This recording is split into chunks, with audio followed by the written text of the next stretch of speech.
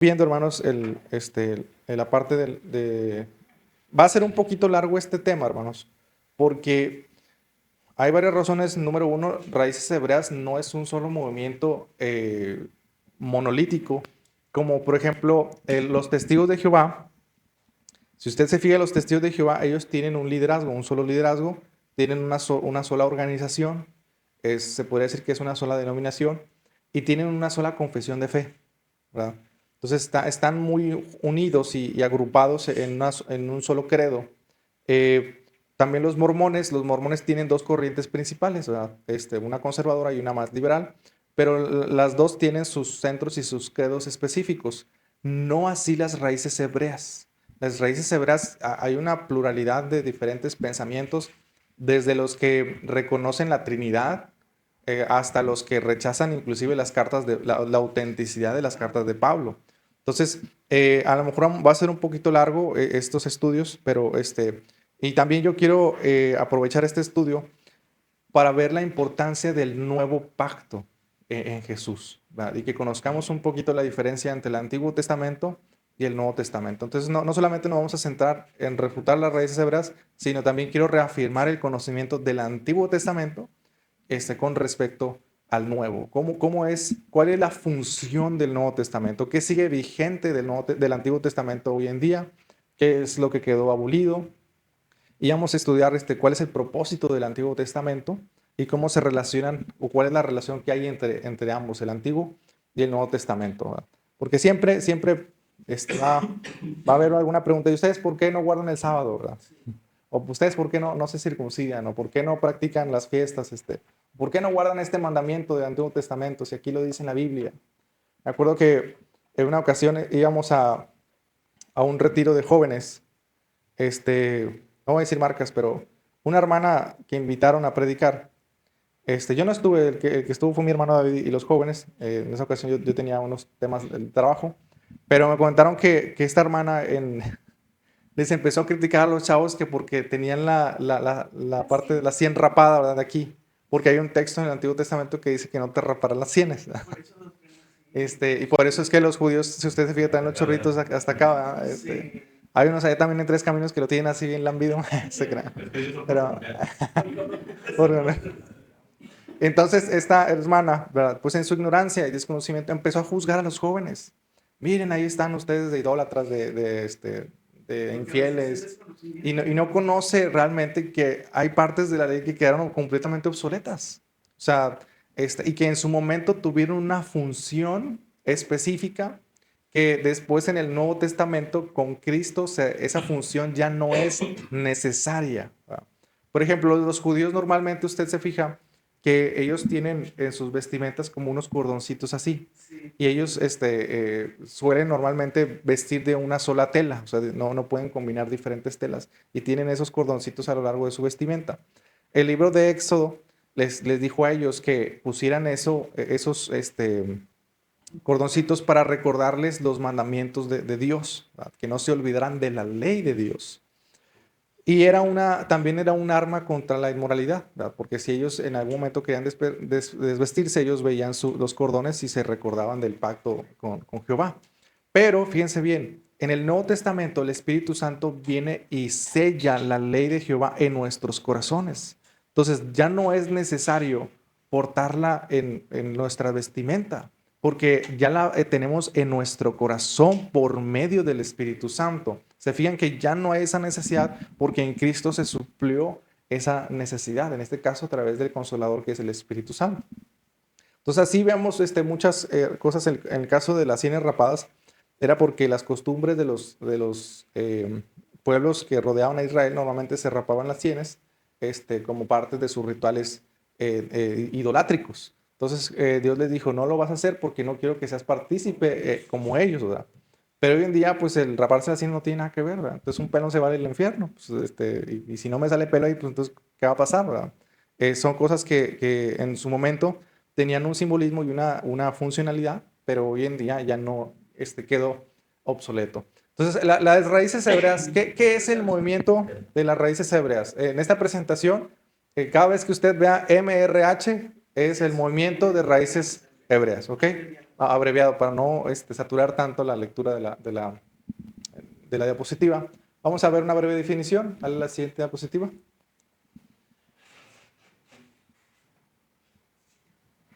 Dice, ¿qué es el movimiento de raíces hebreas? El movimiento de raíces hebreas carece de una confesión de fe como tal y de un liderazgo reconocido por los diferentes grupos que lo integran, por lo cual es difícil definirlos. Hermana Gladys, ¿me puede ayudar a apagar el foco, por favor, para que se vea un poquito mejor? Y no sé, aquí está. Entonces, aquí vemos que ellos no es un bloque monolítico, hay una diversidad de pensamientos y de maestros.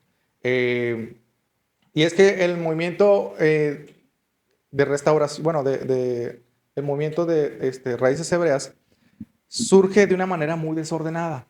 De hecho, surge en la ciudad de San Diego, California, una ciudad donde normalmente había una cantidad de judíos considerable. Muchos vienen a los pies de Cristo y entonces empieza a haber diferentes ramificaciones. Hay que entender, hermanos, que dentro del judaísmo también hay diferentes corrientes. Por eso es que usted puede ver a un judío que tiene los churritos así, que tiene su sombrerito de copa, ¿verdad? Y que normalmente se visten de una manera muy llamativa, que son los judíos ortodoxos, ¿verdad? Hay también judíos conservadores y hay otros judíos que son más liberales. Hay diferentes corrientes en el judaísmo. O sea, también ahí está el judaísmo clásico o el judaísmo también rabínico, que es un judaísmo que surge ya después inclusive surge después del cristianismo. Entonces, inclusive en los tiempos de Jesús había dos corrientes judías principales. Una de ellas eran los fariseos, la otra eran los saduceos. Inclusive había otra también que eran los celotes, pero los celotes tenían también otra forma de ver las profecías. Entonces, hay diferencias también entre los judíos y ellos al convertirse, pues también ciertas diferencias las arrastran hacia el cristianismo y eso provoca que dentro de raíces hebreas haya una pluralidad enorme, muy diferente, por ejemplo, con los testigos de Jehová, que fue un solo hombre el que sale de la iglesia y funda su propia secta. Lo mismo sucede con John Smith de los mormones y así en otras sectas. En este caso, pues fueron múltiples ramificaciones que salieron del judaísmo. Entonces, pero vamos a definirlo de la siguiente manera. El hermano Rubén Gómez, él tiene un libro que también hace una apología contra las raíces hebreas. El libro de él se llama Frutos amargos de las raíces hebreas. Y él comienza en su libro dando testimonios de cómo las raíces hebreas inclusive llegan a destruir familias. Hablando de cómo, por ejemplo, esposos o esposas que eran cristianos se meten en las raíces hebreas, inclusive llegan a divorciarse de su esposo porque no cree en lo mismo que ellos creen. Y casos así extremadamente muy turbios donde hay un nivel de sectarismo también dentro del movimiento de raíces hebreas que ha llevado inclusive a separar familias. Y entonces el hermano Rubén Gómez, en ese libro de Frutos amargos de las raíces hebreas, él pone esta definición. Dice, podríamos definir el movimiento de raíces hebreas como un intento por recuperar las raíces de la fe cristiana de la iglesia del primer siglo, basada en el judaísmo de la época, y aplicar la Torá en todos los ámbitos de la vida de los creyentes, sean judíos o no. Eso es básicamente lo que trata de hacer las raíces hebreas. Supuestamente ellos justifican su movimiento como un movimiento restauracionista. Y ellos te dicen, no, es que nosotros estamos restaurando la forma en que los cristianos primitivos, la iglesia original, vivía y cómo ellos actuaban. Y mira, ellos celebraban las fiestas y ellos celebraban, se juntaban, etcétera. Buscan tratar de ligar las costumbres hebreas con la iglesia. Entonces hace una mezcla entre cristianismo y judaísmo, realmente es lo que ellos hacen. Pero el problema es que ellos ignoran completamente toda la historia de la iglesia. O sea, ellos, sin darse cuenta, ellos están replicando herejías que ya la iglesia en tiempos pasados había lidiado, inclusive dentro del apóstol Pablo. Él en su momento refutó a los judaizantes en muchas ocasiones, pero ellos son muy sagaces en sacar los textos fuera de contextos y darle otro significado, y ahorita vamos a ver cómo ellos lo hacen. Es importante saber, hermanos, y esto es algo que yo le cito al pastor Carlos Andrés Moore. Él decía, siempre que alguien nos venga a dar una enseñanza, hay que voltear también, hay que ver la Biblia, ¿verdad? Primeramente hay que filtrarla por la palabra, pero también hay que ver la historia de la iglesia. Tenemos 2000 años de historia. ¿Y usted cree que Dios permitiría que su iglesia viviera engañada durante 2000 años? Entonces la función de la Biblia no fue correcta, ¿verdad? Hay, y la función del Espíritu Santo de preservar el cristianismo entonces fracasó. ¿De qué se trata eso? ¿Verdad? Y decía el pastor Carlos Andrés Moore, dice, preocúpense cuando las creencias que les enseñan no están en ninguna época de los 2000 años de historia de la iglesia, ¿verdad? Y es algo que uno debe de ver, ¿verdad? Por ejemplo, el unitarianismo, que ese unitarianismo que a veces enseñan los de solo Jesús, ya en una ocasión, si no me equivoco, es el arrianismo, ¿verdad? Que surgió un hombre llamado Arrio, que despreció o menospreció el carácter de la divinidad de Jesús. Es una herejía de los siglos pasados, de la Edad Media, de principios de la Edad Media, que después es retomada por los testigos de Jehová, y ahora después los de solo Jesús transgiversan y ahora dicen, no, hay un solo Dios y solamente es Jesús, ¿verdad? El Padre es Jesús y el Espíritu Santo es Jesús, ¿verdad? Más bien no alineándose con la teología trinitaria de las tres personas de la Trinidad, que desde Génesis, cuando vemos el pasaje donde dice, hagamos en plural al hombre a nuestra imagen y semejanza, o sea, hablando en plural, hagamos al hombre, y la Trinidad lo vemos a lo largo de la Biblia, pero estos movimientos tratan de ignorar todo el estudio bíblico que se ha hecho durante generaciones. Es que ellos dicen que no hay, que en ninguna parte de la Biblia dice Trinidad. Sí, y es verdad. O sea, la palabra Trinidad no viene en la Biblia, ¿verdad?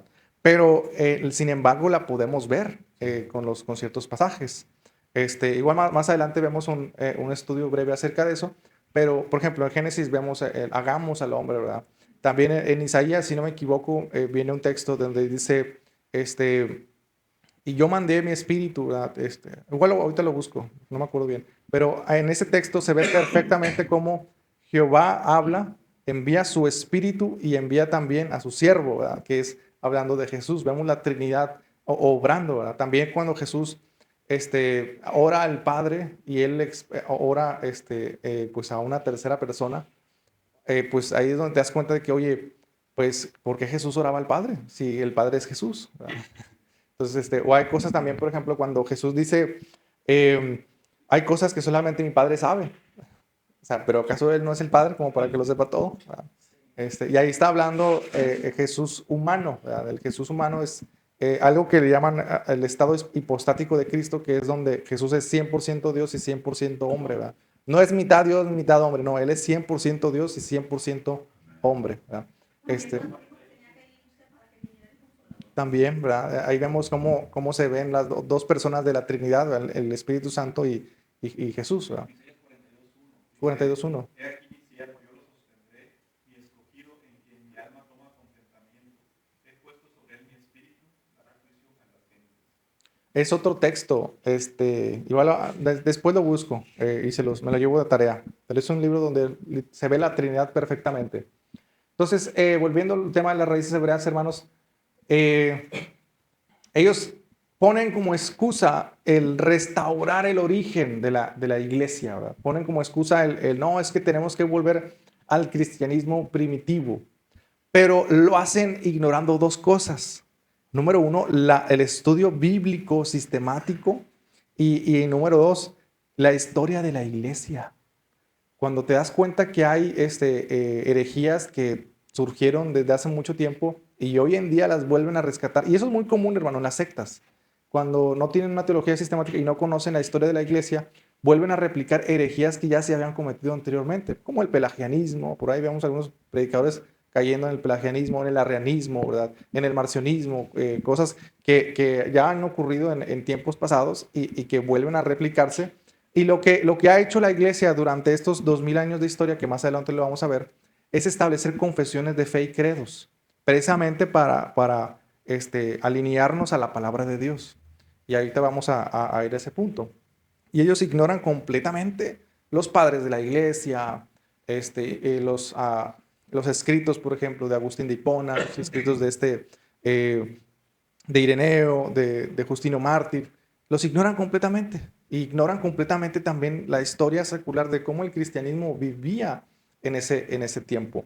Y ellos, el argumento principal es que la iglesia se corrompió y se contaminó con el mundo griego. Eso siempre es que está contaminado con el mundo griego, ¿verdad? Y el Nuevo Testamento entonces no sirve porque está en griego. No sirve porque está en griego, ¿verdad? Entonces, ¿por qué lo escribieron en griego? ¿Verdad? ¿Por qué no hacerlo en hebreo? Si realmente el hebreo, como ellos se fanatizan con el hebreo, que todo lo dicen en hebreo, le llaman un hebrañol, ¿verdad? Una mezcla de hebreo y español, y llaman Yeshua HaMashiach, ¿verdad? O Yahweh, y usan palabras hebreas porque ellos lo consideran como el idioma de Dios, y ignoran completamente que todo el Nuevo Testamento fue escrito en griego koine. Inclusive el Antiguo Testamento, no todo fue escrito en hebreo. Hay partes de Daniel y de Esther que fueron escritos en arameo, pero ellos se hacen pasar por expertos en idiomas y engañan a la gente torciendo la palabra de Dios. Y ahorita vamos a ver cómo lo hacen. Vamos a la siguiente diapositiva, hermano David. Ahorita este movimiento está tomando mucha fuerza, hermano. De verdad, yo me quedé impresionado de la cantidad de personas en internet que están siguiendo este movimiento. Inclusive cristianos y pastores que eran pentecostales han adoptado estas creencias, algunos a lo mejor no a un extremo tan grande, pero sí han llegado a adoptar el judaísmo en cierta manera. Amén. Uno de ellos, por ejemplo, era Abel Zabala, usted lo conoce, un cantante cristiano, pues también terminó cayendo en estas falsas doctrinas. ¿Por qué es importante conocer el movimiento de raíces hebreas? Este es un tema vital, ya que el ser atrapados por estas creencias pueden llevarnos a separarnos de Cristo. Gálatas 5:4 al 14, Pablo le dice a los Gálatas: de Cristo os habéis desligado, aquellos que por la ley queréis justificar. O sea, hablando, dice, ustedes que quieren circuncidarse, ustedes que quieren justificarse por la ley, dice, de Cristo se han separado. Es decir, es una corriente que atenta contra la salvación de las personas, porque terminan en la conclusión con que Jesús no es suficiente para salvarnos. Necesitas circuncidarte, necesitas guardar la ley, necesitas esto, si no, no eres salvo. Y así te lo dicen explícitamente.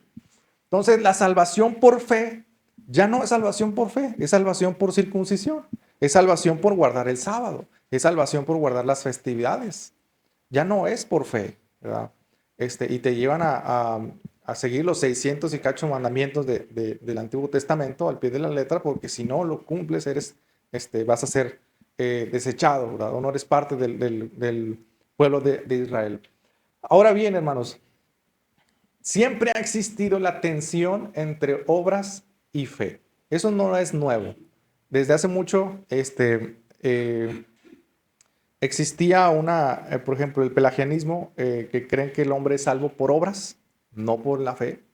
Pelagio vivió en los tiempos de Agustín de Hipona, y él decía que no necesitábamos a Jesús para ser salvo, sino que el hombre lo que necesitaba era hacer el bien para poder ser salvo, y que solamente Jesús nos dejó una enseñanza de cómo obedecer a Dios. Y la raíz hebrea, por ejemplo, termina diciendo, ¿sabes qué? Pues Jesús no es suficiente, hay que hacer obras, hay que hacer esto y lo otro, porque si no, no vas a ser salvo. Cuando en el Nuevo Testamento vemos a un ladrón en la cruz sin hacer absolutamente nada, y Jesús le dice, de cierto, hoy estarás conmigo en el paraíso. ¿Qué hizo el ladrón en la cruz? Nada. Nada. Simplemente creyó que el que estaba al lado era el Hijo de Dios, ¿verdad? Y eso lo salvó. No hizo absolutamente nada. Esta tensión siempre ha existido, hermanos. Inclusive dentro de las iglesias cristianas, por ejemplo, habíamos visto al calvinismo y al arminianismo, que el arminianismo cree que la fe es una sinergia entre Dios y el hombre, y el calvinismo dice, no, la fe es absolutamente de Dios, ¿verdad? Y los calvinistas le dicen a los arminianos, es que ustedes se salvan por su fe, ¿verdad? Entonces, sí, pero pues la fe, o sea, no nace solamente de mí, nace de Dios, es una colaboración entre Dios y el hombre. Y lo más importante, la fe no es una obra. La fe no es una obra. De hecho, el texto de Romanos que dice, no por obras para que nadie se gloríe, y lo dice, sino por la fe. Es decir, hablando que la fe no es una obra. No es una obra. Es una obra de Dios, sí, es una obra de Dios. Es una obra de Dios que el hombre la puede resistir o puede permitir que Dios haga esa obra. Esta tensión entre la ley y la gracia no es algo nuevo. Existe, pues es un debate que viene de lejos. Y esto ha dado como resultado que distintas denominaciones cristianas se hayan situado históricamente en distintos puntos del espectro que va desde el pronomianismo a favor de la ley hasta el antinomianismo, ¿verdad? Y es muy común que si usted ve hay iglesias donde la salvación por fe es predicada sin problemas, pero no se reprende el pecado, no le dicen al hermano, sabe que arrepiéntase, ¿verdad? De todo corazón, haga de frutos dignos de arrepentimiento. Iglesias muy liberales donde la fe es lo único que importa. Y hay otras iglesias muy legalistas donde si ya fuiste al cine ya te vas a ir al infierno, ¿verdad? O si no sé, te vistes con pantalón, mujer con pantalón, ya es una hija del diablo. Y vemos estos tipos de extremos de iglesias muy, muy legalistas y otras extremadamente liberales. ¿Cuál es el balance que debemos de tener como iglesia? Es la Biblia. ¿Qué nos dice la Biblia? Que la fe y el arrepentimiento van de la mano. Número uno. O sea, no puede haber fe sin arrepentimiento. Y número dos, ¿verdad? Si bien somos salvos solamente por fe, esa fe debe dar fruto. El ladrón en la cruz, si él hubiera bajado de la cruz, probablemente hubiera seguido a Jesús y hubiera seguido buscándole. No se hubiera ido a seguir su vida de ladrón, ¿no? ¿Verdad? Tuvo que haber un cambio en su vida. Entonces, así en resumidas cuentas, las obras que nosotros hacemos es fruto de nuestra fe. No es la condición de nuestra fe. No sé si me explico, ¿verdad? O sea, ¿por qué yo amo a mi prójimo? Porque yo creo en Jesús y yo creo que Él me amó a mí y así como Él me amó a mí, yo amo a mi prójimo, ¿verdad? Ahora, ¿el cristiano falla? Sí falla, ¿verdad? ¿Pierde su salvación por fallar? No, pero el Espíritu Santo viene y nos redarguye por esa misma fe que tenemos en Él. Nos redarguye y esa misma fe, cuando el Espíritu Santo nos redarguye, nos lleva a que el pecado nos duela. El cristiano que tiene una fe genuina, cuando le falla a Dios, se duele. O sea, siente un peso, se siente mal, siente una pesadumbrez y busca a Dios. Y esa misma fe le lleva a que busque a Dios para pedirle perdón. La fe, hermanos, la salvación por fe es así, hermanos. Es decir, que nuestra suficiencia está en Cristo. Y sin Cristo no somos nadie. Y Él es el que nos ayuda a dar fruto. Jesús dijo, yo soy la vid, vosotros sois los pámpanos, y fuera de mí nada podéis hacer. Y nosotros nos mantenemos arraigados en Cristo por medio de la fe. Y esa fe nos lleva a dar fruto, ¿verdad? No sé si me explico, pero cuando una persona tiene fe, hermanos, por ejemplo, yo tengo fe en la ley de la gravedad, y yo creo que la ley de la gravedad es verdad. Entonces, como yo creo en la ley de la gravedad, yo no me voy a aventar de un tercer piso, porque yo estoy seguro que el resultado va a ser catastrófico. Pero si yo no creo en la ley de la gravedad y me creo Superman y me aviento del techo, pues voy a subir las consecuencias, ¿verdad? ¿Y por qué? ¿Por qué me aventé? Porque estoy actuando conforme a mi credo, a lo que yo creo. Ahora, el credo, la realidad cambia por la fe que tengas, no. La verdad es la verdad y nunca va a dejar de ser la verdad. Pero el creer en la verdad es lo que nos libera y cambia esa conducta al creer que el pecado destruye y trae consecuencias y yo creo esa verdad, digo, ¿sabes qué? No lo voy a hacer, ¿verdad? Creo que tengo que estar en Jesús para dar frutos. Señor, ¿sabes qué? Yo voy a buscarte porque solamente así yo puedo mantenerme firme en la fe. Entonces, ese es el balance que el cristiano debe tener, ¿verdad? Su fe, somos salvos por fe y esa fe debe dar fruto, ¿verdad? Amén. Sí, sí me explico. No, no es yo hago obras para que mi fe crezca, no. Yo creo en Jesús y a causa de mi fe eso me lleva a actuar conforme a la verdad que yo he recibido. Una persona que puede decir de labios que cree en Jesús, pero su vida no refleja ningún cambio, pues entonces hay un problema, porque esa fe debe de dar fruto, ¿verdad? Si sigue aventándose del segundo piso, pues no ha reconocido esa verdad, ¿verdad? Y normalmente cuando el cristiano peca, ¿verdad? Es porque en algún momento decidió creerle al diablo que podía volar, ¿verdad? Y ahí vamos y nos aventamos, ¿verdad? Entonces, la lucha del cristiano es la lucha de la fe por creer la verdad, refutando las mentiras de Satanás. No yo buscando salvarme por mis obras, sino buscando el cambio a través de la fe. Entonces, en el caso de las raíces hebreas, ellos hacen un énfasis en que sí, creemos que Jesús nos vino a salvar, pero tienes que y le añaden al sacrificio de Jesús. Y esto es muy común en las sectas, hermanos. Es muy común, por ejemplo, también en el catolicismo. Sí, creemos que Jesús limpió todos nuestros pecados, pero como quiera hay que hacer una misa para sacarlo del purgatorio y que sus pecados sean perdonados, ¿verdad? O, pues sí, Jesús murió por mis pecados, pero yo como quiera tengo que dar ofrendas para que yo pueda ser agradable delante de Dios. En pocas palabras, el sacrificio de Jesús no fue suficiente. O sea, la sangre de Jesús no tenía el valor suficiente para pagar por todos nuestros pecados, que tenemos que hacer algo más y añadir algo más para poder ser salvos. Y eso no lo dice la Biblia. La Biblia es clara y nos dice que el sacrificio de Jesús es suficiente para limpiarnos de todo pecado y salvarnos y transformarnos. Es suficiente. Y eso lo vemos, de hecho, en el libro de Hebreos. Dice que el sacrificio de Jesús fue suficiente. No como los sacrificios del Antiguo Testamento que solamente limpiaban por un tiempo y cubrían los pecados por un tiempo. Dice, sino que ahora, dice, tenemos un sacerdote que se ofreció a sí mismo por única vez para perdonar todos los pecados.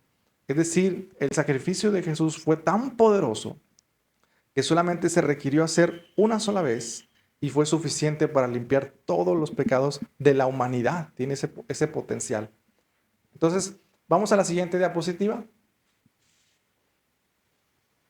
¿Qué pasa, hermanos, cuando una persona cree que tiene que hacer algo adicional al sacrificio de Jesucristo? En Gálatas, Pablo les dice, ustedes de la gracia han caído. Y ese es el peligro de este movimiento, que atenta directamente contra la salvación del hombre, del cristiano.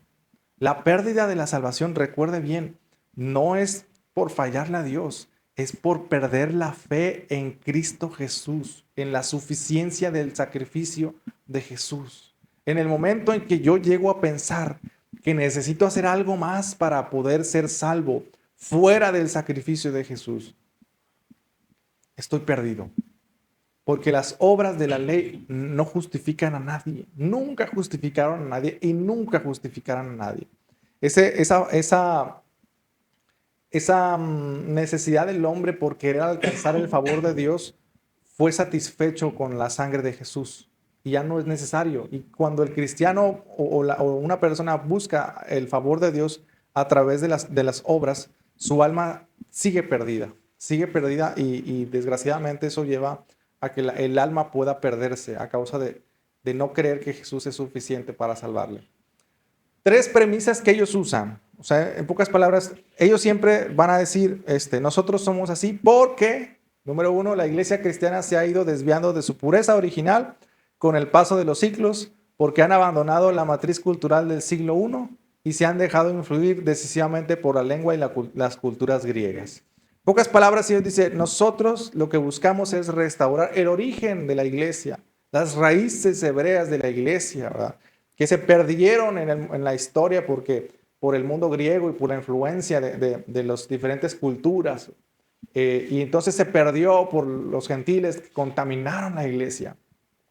Pero cuando vemos el libro de la Biblia en el Nuevo Testamento, nos damos cuenta que la iglesia, número uno, decía, el libro de Hechos dice, tenían todas las cosas en común. Es decir, todos se veían de iguales, judíos o no judíos. Una igualdad. Es decir, ellos se veían delante de Dios como iguales. Número dos, vemos que en el concilio de Jerusalén, cuando los apóstoles se reúnen y Pedro ve que sobre Cornelio y sobre su familia, que eran gentiles, se había derramado el Espíritu Santo. Y los judíos que eran, inclusive de los de la circuncisión, al ver esto se quedaron asombrados y van al concilio de Jerusalén y platican todo esto a Santiago, el hermano del Señor, que era el obispo de Jerusalén, junto con los demás apóstoles. Ellos llegan a la conclusión de que Dios también había extendido su gracia sobre los gentiles. Esto no es nada nuevo, hermanos. Lo de la raíz hebrea no es nada nuevo. Es desde los inicios de la iglesia. Y entonces, si algo se procuraron los apóstoles es precisamente librar a la iglesia de estas corrientes, de querer judaizar a los gentiles. Y en el concilio de Jerusalén se reúnen para ver, oye, ¿qué hacemos con los gentiles? Les pedimos que se circunciden, que guarden la ley de nosotros. Y la conclusión que llegan ellos es, ¿sabes qué? No, no es necesario. Porque ni siquiera nosotros pudimos cumplir la ley. ¿Cómo pues vamos a pedirle a los gentiles que la cumplan? Y solamente piden 3 condiciones a los gentiles: que no coman ahogado, que se abstengan de los ídolos y que se guarden de fornicación. Esos son los únicos 3 mandamientos que se les pone a los gentiles. 4. ¿Cuál es el otro? Pues es el animal ahogado. De los ídolos. Sí, nada más son 3. De los ídolos. Se repite. Comer sangre. Ya. Sí, es que son diferentes. Ok, bueno, entonces el cuarto es abstenerse de beber sangre, ¿verdad? Ok, entonces son esos 4, ¿verdad? Comer animal ahogado, comer sangre, abstenerse de los ídolos y guardarse de fornicación. Pero en ninguna parte dice, tienen que circuncidarse. Nunca dicen eso. Los apóstoles nunca les pidieron a los gentiles que se circuncidaran. Nunca. No hay ni un solo texto que diga eso. Tampoco no hay ningún solo texto que pida que guarden el sábado. Es más, y a muchos pastores no les va a gustar este estudio. No hay ni un solo texto que les pidan los diezmos a los gentiles. No existe, hermanos, en el Nuevo Testamento eso. No existe. Pero es que Jesús dijo. Sí, Jesús dijo antes de ser crucificado. Pero hay que recordar que la ley, la antigua ley, cambia en el momento que la sangre del Mesías es derramada. Es ahí donde hubo ese cambio, ese parteaguas y ese pacto, ¿verdad? Donde el velo del templo se rasga y entramos en un nuevo pacto. Jesús lo dijo bajo el contexto del antiguo pacto, pero en el Nuevo Testamento, ya hablando posterior en el nuevo pacto, los apóstoles nunca mencionan nada del diezmo. Nunca, hermanos. Nunca menciona nada. Y el momento donde el apóstol Pablo más les pudo haber dicho a los filipenses o a los corintios, ¿verdad? De reclamarles, no he recibido diezmos. No, simplemente les dice, cada uno dé conforme propuso a su corazón, ¿verdad?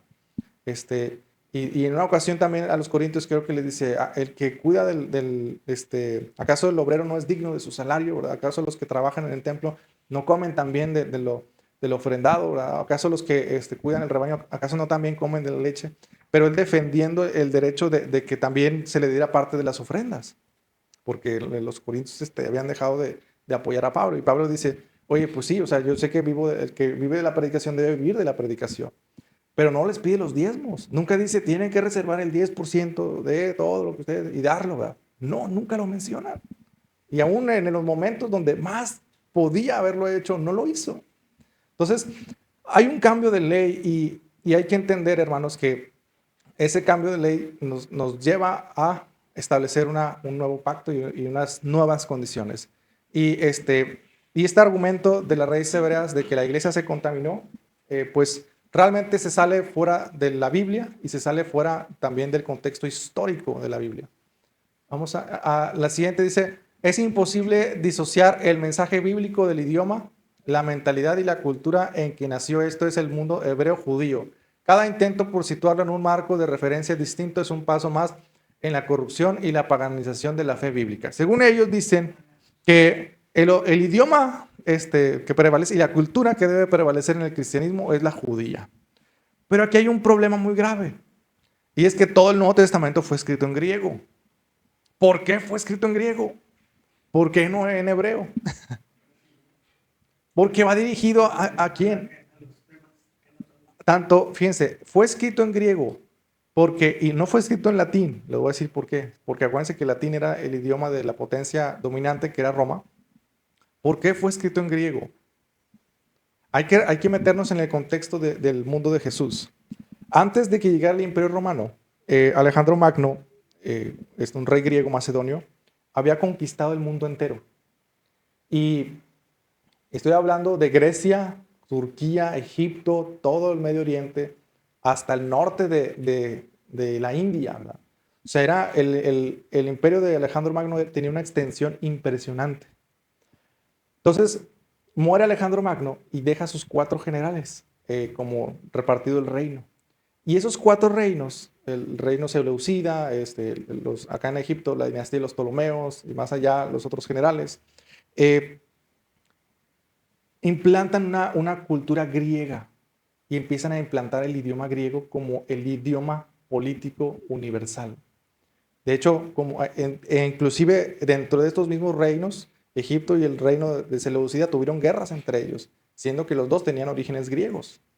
Y la diplomacia era en griego, ¿verdad? Hablaban griego y, bueno, mandamos a un embajador y el embajador hablaba griego.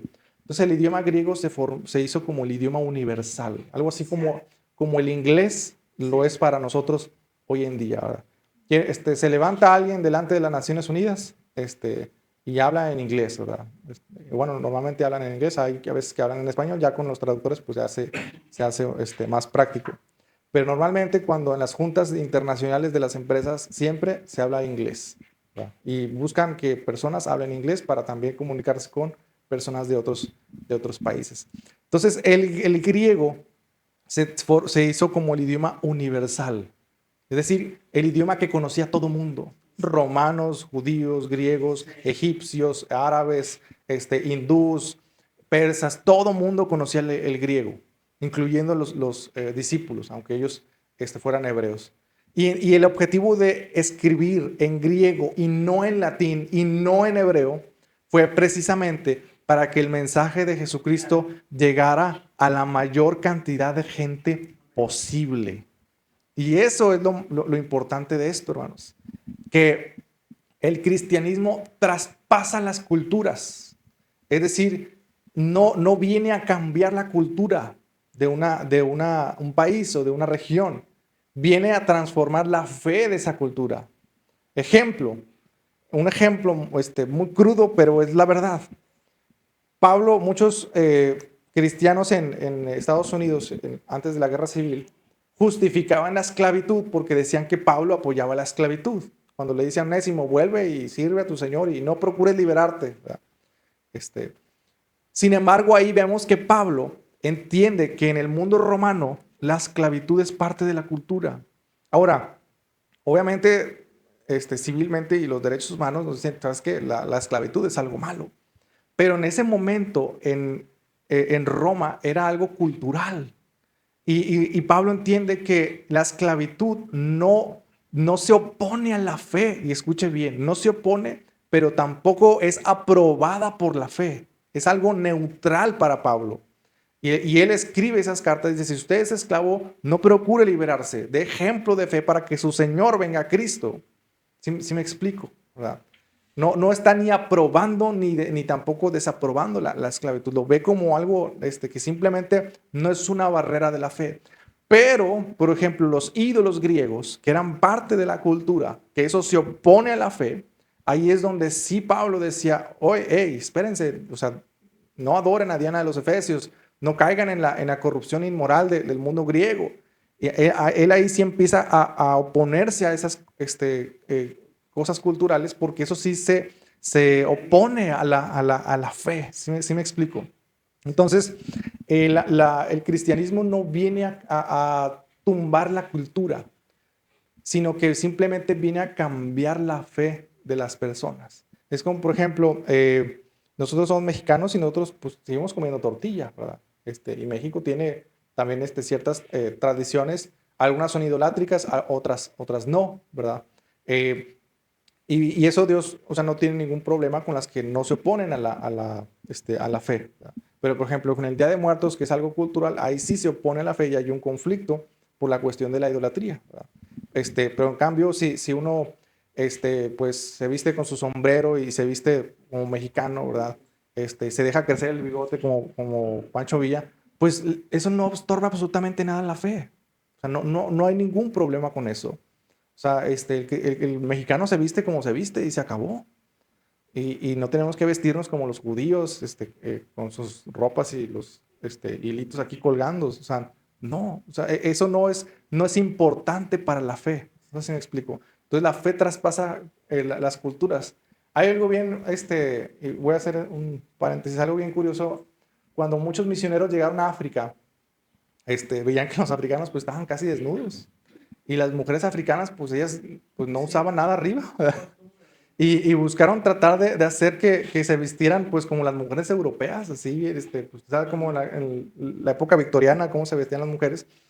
Pues no, y no resultó. Y al último David Livingstone y los demás misioneros dijeron, no, pues déjenlos así como están, pero que crean en Cristo, ¿verdad? Si para ellos no es algo mal habido o no lo ven como algo malo, pues adelante, ¿verdad? Déjenlos, ¿verdad? Para nosotros pues sí está mal y para nosotros hay que guardar ese aspecto, pero pues para ellos era la costumbre de andar con un taparrabo, ¿verdad? Pues ni modo, y así los evangelizaban. Y así creían y así eran salvos. Es decir, no se opone eso a la cultura, ¿verdad? Entonces, vamos a la siguiente. Dice, la ley de Dios, la Torah, es de aplicación universal. Dios es inmutable y no se contradice a sí mismo, por lo que la venida del Mesías no representa una ruptura con la voluntad divina expresada en los mandamientos. Aquí ellos caen en un error, hermanos. Y es que, miren, siempre es así con las sectas. Te dicen verdades a medias. ¿Cuál es la verdad a media? Es que Cristo no vino a abolir la ley, sino a cumplirla. Eso es verdad. ¿Él cumplió la ley? Sí. Él como persona cumplió la ley. Es decir, Jesús nunca pecó. Jesús nunca falló. Nunca mintió, nunca adulteró, nunca cometió algo que fuera digno de ser reprendido. Él cumplió la ley. Y Él fue el cordero inmolado para que nosotros, los que no pudimos cumplir la ley, pudiéramos tener los beneficios de Cristo y ser salvos. Entonces, ellos dicen, no, es que Jesús no vino para abrogar la ley, Él vino para que se cumpla. Y todos ustedes tienen que cumplirla. Entonces, ¿se fijan cómo cambia el significado? Ahora tenemos que cumplir la ley, porque Jesús vino no a abrogarla, vino a cumplirla. Pero, el contexto te dice otra cosa. Te dice que Jesús cumplió la ley en su persona, en su forma de vivir. No obligarnos a nosotros a cumplir todos los mandamientos. Si se fija cómo cambia la perspectiva. Y ellos dicen, no, es que la ley de Moisés es universal, ¿verdad? Aplica para todos y sigue estando vigente porque el Mesías no vino a abolirla, sino a cumplirla y no hubo ese cambio. Pero ahorita vamos a ver cómo ellos también mezclan o tuercen ciertos conceptos que se usan para ley, y lo usan para cuando les conviene, ¿verdad? Cuando no les conviene no lo usan y usan la Torah. Siempre hacen mucho énfasis en la Torah, ¿verdad? Tienes que cumplir sí, y usan, tienes que cumplir la Torah, ¿verdad? Y la palabra Torah ellos siempre la asocian con ley de Moisés. Pero ahorita vamos a ver que no siempre Torah en el Antiguo Testamento es ley de Moisés y no siempre en el Nuevo Testamento cuando se habla de ley o de mandamiento es la ley de Moisés. Que ellos siempre que ven en el Nuevo Testamento mandamientos, es la Torah. Y no. De hecho, gramaticalmente hay dos palabras diferentes, para mandamiento y otra para ley de Moisés. Vamos a la siguiente diapositiva.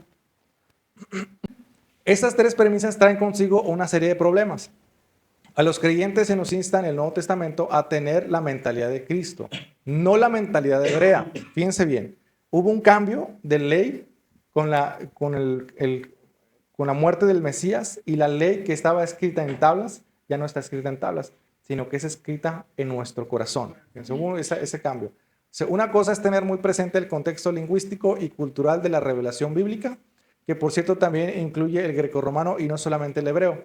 Y otra muy distinta, que su mensaje no se pueda o deba aplicar a un entorno diferente. En pocas palabras, sí, es verdad, la Biblia fue escrita, o más bien fue desarrollada en un contexto judío, pero su aplicación traspasa las culturas. La realidad es que se debe inculturar la fe, y la manera de vivirla, del impulso evangelístico que se les encomendó a los primeros creyentes. Se desprende la imperiosa necesidad de llevar el mensaje de las buenas noticias a otros idiomas y culturas. Es decir, Jesús no nos mandó a judaizar el mundo, no, nos mandó llevar el mensaje de la salvación de Jesús a todo el mundo, que es muy diferente. Vamos a la siguiente diapositiva. El problema con su hermenéutica, y es lo que les había explicado. Voy a agarrar unos 5 minutos, me lo descuentan en la prédica. Fíjense, el problema con su hermenéutica. El movimiento de raíces hebreas tiene serios problemas de interpretación bíblica. Esto es debido a que se desprenden de los 2000 años de historia que ha tenido la iglesia y que durante este tiempo se ha desarrollado teologías sistemáticas y métodos de interpretación. Fíjense bien, aquí vemos dos dibujitos, ¿verdad? Dos gráficas. Tenemos la Biblia, que es nuestra norma de fe y conducta. Durante 2000 años, la iglesia ha desarrollado credos y ha desarrollado confesiones de fe. Por ejemplo, el credo más antiguo es el credo niceno, que es por ahí más o menos del año 400, aunque algunos creen que también el Concilio de Jerusalén, que es el que vemos en Hechos, también es un credo, ¿verdad? Estos credos están basados en la Biblia, es decir, están interpretados y obviamente con labores de exégesis y de análisis teológico, se han interpretado y se han establecido como credos. Por ejemplo, en el credo niceno se establece a Jesús como el Hijo de Dios, como el Verbo, como el Dios encarnado. Eso está en la Biblia, ¿verdad? ¿Por qué se tuvo que establecer ese credo? Porque en aquel entonces había un hombre llamado Arrio que negaba la divinidad de Jesús. Fíjense bien. Es decir, surge un credo porque hubo una herejía que trataba de distorsionar la palabra de Dios. Entonces, durante esos 2000 años de historia se ha intentado distorsionar, el diablo ha tratado de distorsionar la palabra de Dios. Y los credos y las confesiones de fe han ayudado a la iglesia a establecer, una vez esa labor que han hecho los hermeneutas o los padres de la iglesia, los estudiosos bíblicos, de estudiar la Biblia y de interpretarla. ¿Sabes qué? Hemos llegado todos, y en un concilio hemos llegado todos a la conclusión de que Jesús es el Hijo de Dios, de que Jesús es el Mesías, que Jesús es Dios y la Trinidad, etcétera, etcétera. Entonces se establece el credo niceno, ¿verdad? Ya después, en la Reforma, se establecen confesiones de fe, se establecen diferentes, por ejemplo, Asamblea de Dios tiene sus 16 puntos doctrinales, tiene una confesión de fe, y eso ayuda a que la iglesia se mantenga en que no se desvíe realmente de la interpretación correcta de la palabra de Dios. Es decir, se mantiene dentro de la interpretación de la palabra de Dios. Se fijan aquí, si alguien se quiere desviar, se regresa. Para eso son las confesiones de fe. ¿Qué pasa cuando no hay una confesión de fe? Bueno, pasa exactamente lo que vemos aquí. Que cada quien interpreta la Biblia como le quiere y se imagina y lo que piensa y eso es un error gravísimo. Es un error gravísimo porque eso hace que la gente se engañe a sí misma y no solamente se engañe a sí misma, sino que engañe a otros. Cuando no se estudia la Biblia de una manera sistemática, se caen en errores terribles, ¿verdad? Como por ejemplo las raíces hebreas, ellos dicen, no, es que la ley no se puede contradecir, ¿verdad? No, y la Biblia dice en Salmos que la ley de Dios es perfecta, y es perfecta y es inmutable, y empiezan a darle el valor a la Torah como si fuera Dios mismo. Y la verdad es que no, la ley de Moisés tuvo un inicio y tuvo un fin, ¿verdad? Tenía fecha de caducidad, ¿David? Pablo dice perfectamente, creo que es en Corintios, la analogía del matrimonio. Por ejemplo, yo y mi esposa estamos atados de manera perpetua, a menos que uno de los dos muera. ¿Sí me explico? Entonces, si yo muero, ella es libre de casarse con otro hombre.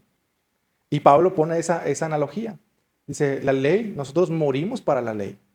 La ley fue muerta para nosotros por medio de Cristo. Y entonces ahora quedamos libres, ya no para seguir la ley, sino para seguir la ley en Cristo, o la ley de Cristo. Que sí, hubo, hoy en día, entonces ya no estamos bajo ninguna ley. No, sí estamos bajo una ley, pero es la ley de Cristo. Que es lo que yo les decía. Eh, el Nuevo Testamento está vigente. Si en el Nuevo Testamento algo se aprueba, vamos a poner aquí Antiguo Testamento. Si algo en el Nuevo Testamento se confirma, sigue vigente. Si algo en el Antiguo Testamento no está en el Nuevo, se queda obsoleto. ¿Sí me explico? Sí hay leyes que en el Nuevo Testamento, dice, por ejemplo, Jesús le dijo, de cierto, antes decían ojo por ojo, diente por diente, pero ahora yo les digo, pongan la otra mejilla. Entonces, no solamente aquí hubo un cambio, uno se anula y se pone uno nuevo. Hay otro de que decía, dice, has escuchado, no cometerás adulterio, pero aquel que mira a una mujer para codiciarla, ya adulteró con ella en su corazón. Entonces, ahí no solamente se confirma lo que ya está, sino que también se agrega otro nuevo, ¿verdad? O sea, agrega más. Hay otros, como por ejemplo los diezmos, que estaban aquí y ya no están acá. Entonces, ¿sí se fija cómo es la ley de Jesús? O sea, hubo un cambio de ley. Jesús no vino a hacer una reforma, no una renovación, sino una reforma completamente, una reestructura completamente de la ley mosaica, y por eso es que queda obsoleta. Y bueno, volviendo al tema, hermanos, de las confesiones de fe, hay denominaciones que tienen confesiones de fe muy rígidas, hay otros que tienen un poquito más discretas, es decir, no abarcan muchos temas, pero normalmente todas las iglesias deben de tener o deben afiliarse a una confesión de fe. Por ejemplo, casi la mayoría de las iglesias, queramos o no, nos adherimos al Concilio de Nicea. ¿Por qué? Porque creemos que Jesús es Dios, que Jesús es el Hijo de Dios, ¿verdad? Ya más adelante, después nacen otros concilios, donde las iglesias empiezan a adherir en cuanto a lo soteriológico. Por ejemplo, los calvinistas se adhieren a la confesión de Westminster, ¿verdad? Otros se adhieren a la confesión bautista de 1890, creo, de Londres. Y así, ¿verdad? Por ejemplo, Asambleas de Dios tiene su confesión de fe de los 16 puntos doctrinales, que es una confesión pentecostal que surge más o menos por ahí de los años 1916, donde precisamente esa confesión de fe de Asambleas de Dios surge porque dentro del pentecostalismo surgió el unitarianismo, es decir, los de solo Jesús. Y a causa de eso surge una confesión de fe entre nosotros los pentecostales. Y eso ayuda a que dentro de la iglesia pentecostal nadie se desvíe de esa confesión de fe, de esa doctrina de creer que en la Trinidad. ¿Sí me explico? Entonces, las confesiones de fe son redactadas por líderes eclesiásticos, por teólogos, por eruditos, que han pasado años y años de estudio bíblico, ¿verdad? Y sistemático. Las confesiones de fe son un arma de dos filos, porque si bien yo a veces he confrontado a los calvinistas porque ellos se adhieren a la confesión de fe de Westminster, y les he dicho, ustedes aman más su confesión de fe que la palabra de Dios. Entonces es un arma de dos filos, porque también cuando el credo o la confesión de fe es muy rígida, ya no cumple con el objetivo de preservar la doctrina, sino de homologarla. Y eso a veces puede ser también contraproducente. En cambio, hay doctrinas de fe que son más flexibles, por ejemplo, como algunas confesiones bautistas que permiten que una persona pueda ser arminiana o ser calvinista, y en escatología ser pretribulacionista o posttribulacionista, y ya se permiten siempre y cuando las doctrinas fundamentales, ¿verdad? Las doctrinas de primer grado sigan intactas. ¿Cuáles son las doctrinas de primer grado? Por ejemplo, la salvación por fe en Cristo Jesús. Esa es un pilar en el cristianismo. Aquel que no crea que Jesús es el Hijo de Dios y es el Salvador del mundo, no es cristiano. Y aquel que no crea que Jesús es suficiente para salvarnos y limpiarnos de todo pecado, no es cristiano. ¿Sí me explico? También otra doctrina fundamental es que Cristo volverá por su iglesia. Es una doctrina fundamental. Ya la manera y el tiempo en que va a venir, ya esos son temas secundarios, pero el pilar de esa doctrina es que Cristo va a volver, ¿verdad? La Trinidad es otro también pilar del cristianismo. Una persona que decía, Sproul decía, una persona que no cree que en la Trinidad no puede llamarse cristiano, porque no conoce realmente al Dios verdadero, que el Padre, el Hijo y el Espíritu Santo. Entonces, esas doctrinas básicas Las tenemos nosotros en un credo, sí, el credo niceno, y otros credos que más adelante la iglesia desarrolla. Ya después los credos secundarios, que son los credos de las denominaciones, por ejemplo, Asambleas de Dios y la Confesión de Westminster son diferentes en sus doctrinas secundarias, pero las dos coinciden en el credo niceno, ¿se fijan? O sea, coinciden en las doctrinas básicas o primarias. Las secundarias pues ya son más flexibles. Hay algunas organizaciones que son muy rígidas, que controlan las tres, las primarias, secundarias y terciarias, ¿verdad? Pero lo ideal es tener una que abarque las primarias y las secundarias, al menos, ¿verdad? Para que la iglesia no se desvíe. Ahora, ¿por qué pasa esto, hermanos? Ya con eso termino. Yo sé que a lo mejor me extendí un poquito. La mayoría de las sectas siempre, hermanos, siempre dicen, es que Dios nos dio una revelación y esta revelación es para este tiempo. Siempre dicen eso. Siempre dicen eso, hermanos. No, es que no, los teólogos, los eruditos, están equivocados. Ellos siempre, y una verdad que estuvo oculta durante 2000 años, hoy la descubrimos. Y si usted se fija y le pregunta a ese hermano, ¿usted tiene estudios teológicos? No sirve de nada. No, el Espíritu Santo a mí me dice, qué significa la palabra de Dios. Y eso es peligrosísimo, hermanos. Eso es peligrosísimo. Porque la Biblia no es de interpretación privada. ¿A qué me refiero con que no es de interpretación privada? Yo no puedo interpretarla como a mí se me da mi regalada gana. No, yo tengo que leerla y respetar cómo fue escrita. Ahora, eso sí, entonces yo no puedo leer la Biblia, pastor. No, mire, la Biblia normalmente se entiende, más del 90% de la Biblia se entiende solamente leyéndola. Pero hay ciertos pasajes que son difíciles de entender y que hay que estudiarlos. Y para eso Dios ha instalado maestros para estudiarlos y examinarnos a la luz de la Escritura. Y lo que pasa muchas veces con estas sectas es que surge algún hermano iluminado que dice, Dios me mostró a mí esto y esta es la verdad y todo el mundo está equivocado. Y luego uno voltea a ver los 2000 años de historia y dice, oye, nadie ha creído lo que tú estás diciendo hoy en día. ¿A poco tú eres, a poco esa verdad estuvo oculta, el Espíritu Santo la mantuvo oculta a su pueblo durante 2000 años? No. O también pasa que, no, es que yo encontré algo nuevo y luego volteas a la historia. Sí, eso es una herejía del primer siglo, ¿verdad? O es una herejía del sexto siglo, como el pelagianismo, como el arrianismo, como los nicolaitas. Y sin darse cuenta que están cayendo en el error que en algún momento otros cayeron a lo largo de la historia y que por eso en algún momento de la historia se establecieron credos y confesiones de fe. Sí, me van siguiendo más o menos a lo que quiero llegar. Y por eso es importante, hermanos. Miren, ya con esto termino. Las raíces hebreas están tomando mucha fuerza. Y adivinen qué denominación están tomando más fuerza. Entre los pentecostales. ¿Por qué usted cree eso, hermanos? Yo he conocido hermanos y me ha dado mucha lástima cuando los escucho hablar, hermanos. Pero desprecian el estudio bíblico.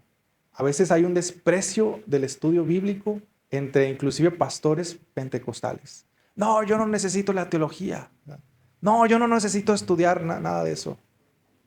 Es orgullo, hermanos. Es orgullo. A mí el Espíritu Santo me revela todo. ¿Verdad?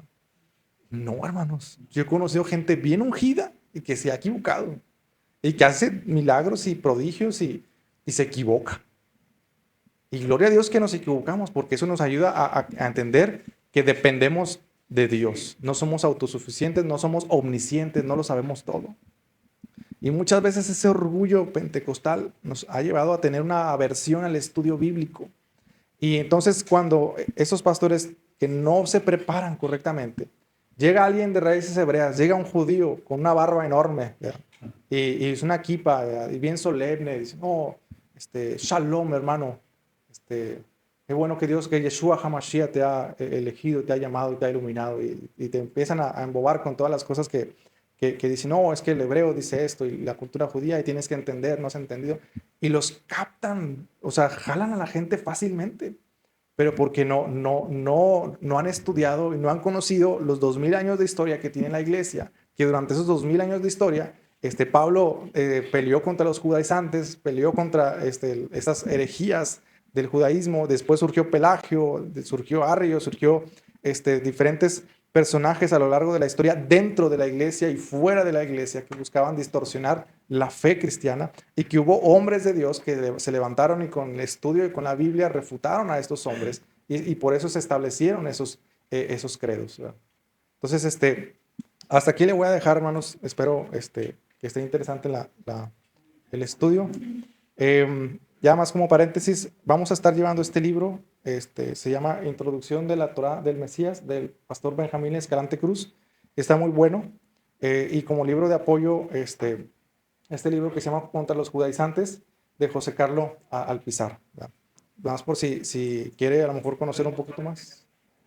Este es un manual, hermanos. Este es como escuela bíblica.